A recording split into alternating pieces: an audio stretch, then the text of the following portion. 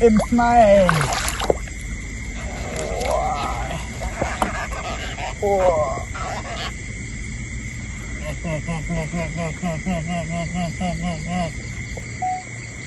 Tổng ổn nè, này trôi lên đây, thì này chụp này, nó phần nào phần này, ốc mưa từng ốc ní, chú rồi, một con, lại một con vuông, bật mồi nó xanh, già này sao say lũ em này, sao say lũ em này không ốc nữa, ốc mưa ốc nữa, ốc mưa ốc ní. Sao chỉ lũ em này không ôi một mưa từng ọc đi sâm wow cua sâm mà con ơi cua sâm em này wow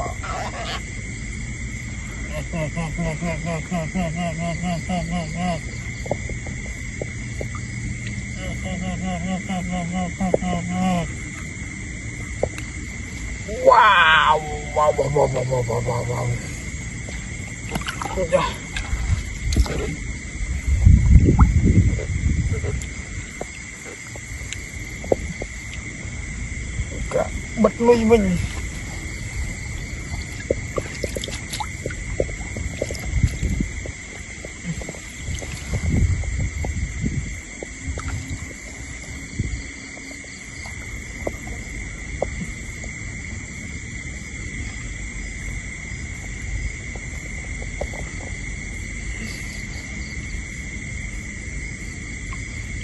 không phải này bố nuôi tiền tay chụp chứ cũng mò mồi chư bố nuôi đi mồi chư ha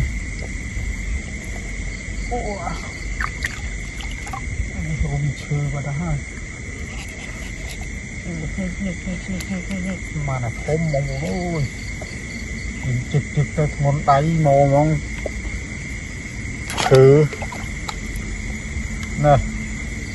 happy lô vô nó kia cái lô em này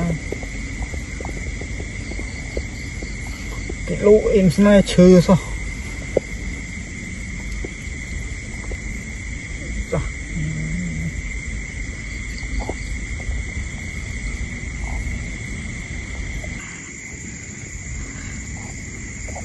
ngủ nó trôi lên này chạy trốn đi rồi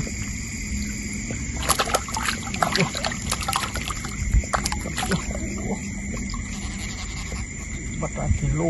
một nào nên kilo đây kilo chạy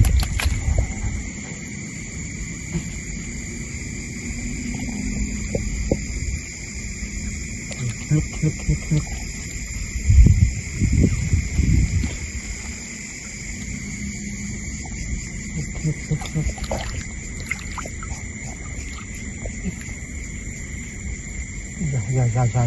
dạ một con tiền gì đâu con nè một mười con nè con nào con này lô em này mùi mưa lô mùi mưa nè con nào ó là phi lô ô chạp màu ông bố đấy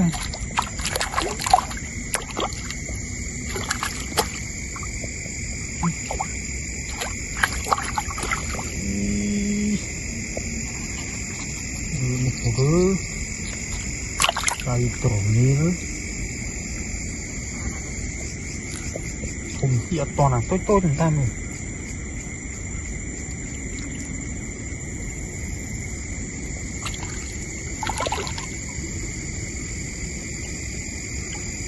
này không có nồi không nữa đâu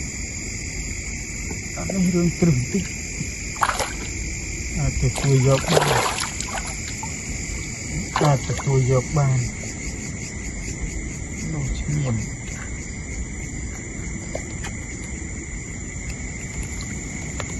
này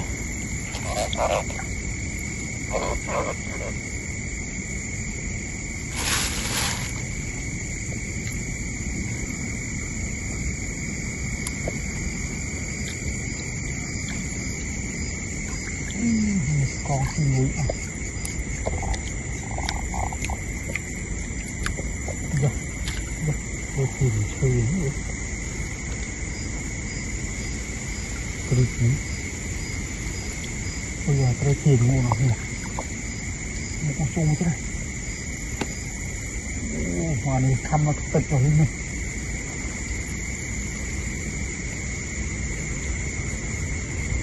trộm con này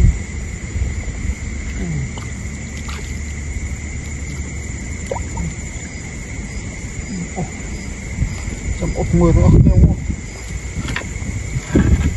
bật nuôi tàu bật đàm đó ốc mưa tàu ốc như còn này này nhà nó mà quậy chơi nhé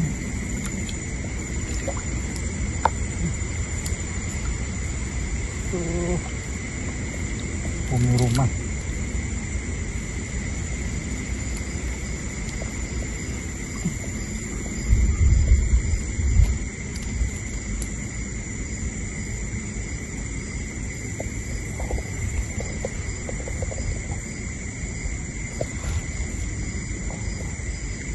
Listen.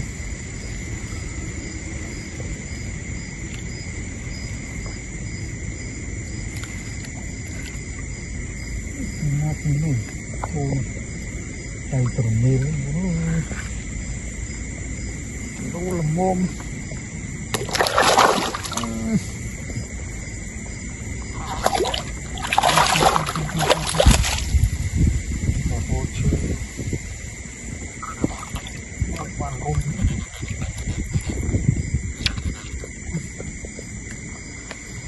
này